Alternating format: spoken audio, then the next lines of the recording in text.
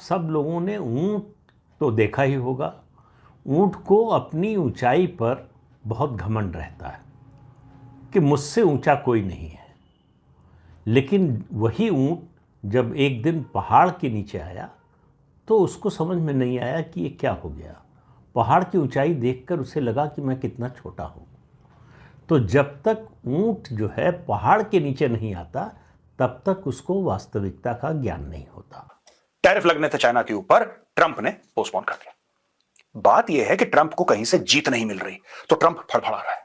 India बात मान नहीं रहा, ब्राजील ने उल्टा जवाब दे दिया, अब रशिया इसकी बात सुन नहीं रहा। इसने पहले बोला था कि पुतिन तो मेरा बहुत अच्छा यार है यार, वी आर बडीज, मैं पुतिन से बोलूंगा लड़ाई बंद करो, पुतिन मेरी बात थोड़ा ना टालेगा। पुतिन और मैं जैसे जय और वीरू। अब पुतिन ने टाल दी बात। अब ये कहीं ना कहीं से एक फेस सेविंग ढूंढ रहा है, फेस सेविंग ढूंढ रहा है। किसी ना किसी तरीके से ट्रंप की पर्सनल जो इज्जत है वो दांव पे लगी है, और अगर वो 90 दिन और दे देता है तो देखिए, ट्रंप को ये तो नहीं पता कि 90 दिन में मामला सॉर्ट आउट हो जाएगा कि नहीं, लेकिन उसने अपनी बेइज्जती 90 दिन पोस्टपोन करवा ली। इतनी बात तय है दोस्तों।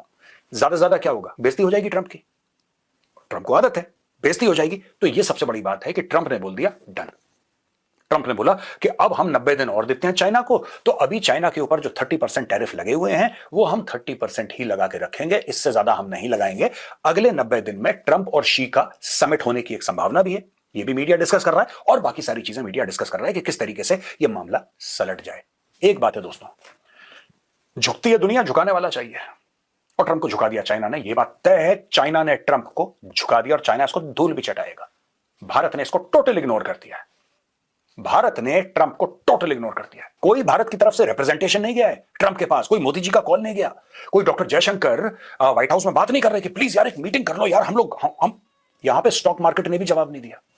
ऐसा होता ना कि भाई ट्रंप ने इतने टैरिफ लगा दिए 50%, तो भारत का स्टॉक मार्केट, यहां पे स्टॉक मार्केट भी नॉर्मली चल रहा है, लोग नॉर्मल चल रहे हैं, प्रधानमंत्री नॉर्मल चल रहे हैं, स्टॉक मार्केट नॉर्मल चल रहा है, विदेश मंत्री नॉर्मल चल रहे हैं, तो अब नॉर्मल क्या, कुछ भी नहीं है।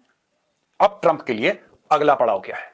भारत के संदर्भ में ट्रंप का अगला पड़ाव है कि मैं 75% कर रहा हूं, मैं 100% कर रहा हूं, मैं 500%, ये परसेंटेज में ही खेल सकता है, इसके अलावा कुछ नहीं कर सकता ये आदमी। माइकल रूबिन की बात करेंगे, जो कि खेलेंगे एक्स पेंटागन ऑफिशियल नजर आते हैं, जिन्होंने ये कहा है कि ट्रंप जोर जबरदस्ती भारत पर नहीं चला सकते हैं। इंडिया एक सॉवरेन स्टेट है और अपना फैसला करने का पूरा हक रखती है, और हम बहुत खुश हैं कि जो नरेंद्र मोदी प्राइम मिनिस्टर हैं इंडिया के, वो अपनी आवाम के लिए सोचते हैं और उनके लिए खड़े होते हैं, और इन फ्यूचर भी अगर देखा जाए तो उनको ऐसा ही करना चाहिए है। ट्रंप की बात करेंगे तो ट्रंप जिस तरह से धमकाते हुए नजर आते हैं, उनका इस तरह से राइट नहीं बनता है, क्योंकि अगर देखा जाए तो बहुत सारे ऐसे केमिकल फर्टिलाइजर्स हैं जो कि कह लें कि अमेरिका खुद रशिया से परचेज करता है, इंपोर्ट करता है, और स्पेशली अगर बात कीजिए तो $10 बिलियन जो अमेरिका है वो रशिया की न्यूक्लियर एनर्जी में इन्वेस्ट कर चुका है। तो फिर ये दूसरी कंट्री को किस तरह कह सकते हैं कि आपने रशिया से क्रूड ऑयल नहीं खरीदना है। फिर एक और बात करेंगे कि सबसे बड़ा ब्लंडर जो राइट नाउ ट्रंप मारते हुए दिखाई दे रहे हैं, अल्साका अमेरिका की स्टेट है, लेकिन उनको समझ नहीं आ रही थी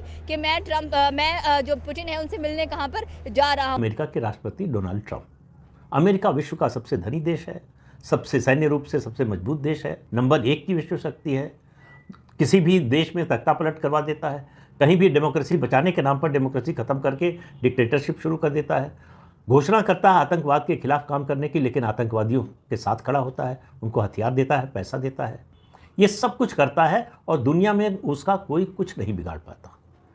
तो इसी घमंड के साथ, इसी अहंकार के साथ डोनाल्ड ट्रंप दूसरी बार राष्ट्रपति बने कि अब मैं दुनिया को ठीक कर दूंगा। उनको लगा कि वो पहाड़ हैं और दुनिया ऊंट है, और उनके सामने पूरी दुनिया बौनी हो जाएगी, सब नतमस्तक हो जाएंगे।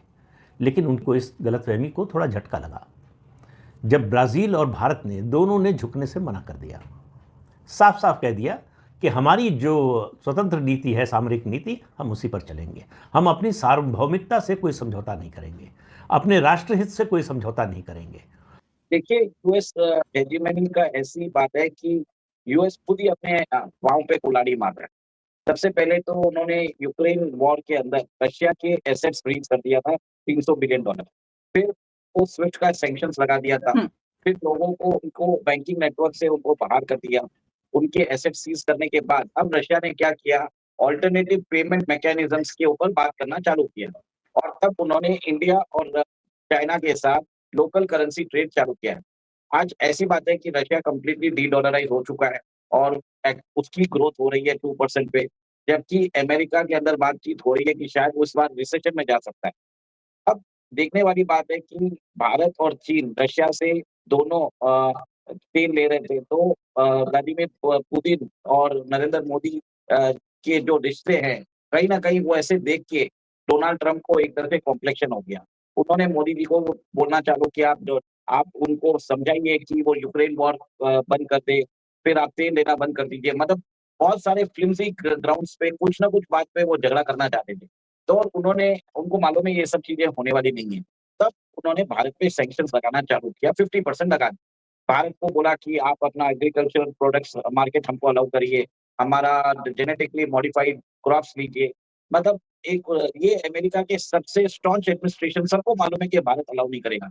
तो कहीं न कहीं वो भारत से कोई ना कोई मैटर पे वो झगड़ा करना चाहते थे और सैंक्शन लगाना चाहते थे। क्योंकि वो चाइना पे सैंक्शन नहीं लगा सकते, क्योंकि चाइना के पास रेयर अर्थ मटेरियल्स है। और रेयर अर्थ मटेरियल्स अगर चाइना ने देना बंद कर दिया तो यूएस इकोनॉमी खत्म हो जाएगी, कोलैप्स हो जाएगी। इसके लिए उनको 90 डे वेवर दिया। हेलो दोस्तों, इस समय जो है यूनाइटेड स्टेट, जी हाँ मैं बात कर रहा हूँ ट्रम्प की, जो इस समय सुर्खियों में चल रहे हैं। उनका जो मन कर रहा है वो सुपर पावर होने के नाते वह सब कर रहे हैं, जिनका उन्हें तनिक भी अंदाज़ा नहीं है कि इसका परिणाम क्या हो सकता है। कभी वह भारत पे टैरिफ लगा रहे हैं, तो कभी चाइना पे टैरिफ लगा रहे हैं, तो कभी ब्राज़ील पे टैरिफ लगा रहे हैं। इस समय वह टैरिफ खेल रहे हैं।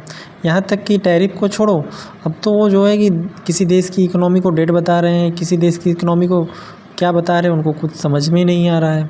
एक बार फिर से वो जो है कि रूस और यूक्रेन का युद्ध रुकवाने के लिए पुनीत को अपने यहाँ आमंत्रित किए हुए हैं, और नरेंद्र मोदी जी का भी वह सहयोग चाहते हैं कि मोदी जी जो है कि पुनीत को जो है कि यानी रूस के राष्ट्रपति को जो है कि बात करें उनसे कि रूस और यूक्रेन का युद्ध रोका जाए।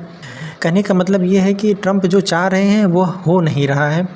कल जो है कि चाइना के ऊपर जो है कि टैरिफ बढ़ाने वाले थे, उनके मन में क्या विचार आया कि उन्होंने रातों रात, यानी यहाँ तो रात थी पर वहाँ उन्होंने दिन में ही चाइना के ऊपर जो टैरिफ लगाने वाले थे उन्होंने वह कैंसिल कर दिया, 90 दिनों के लिए टाल दिया।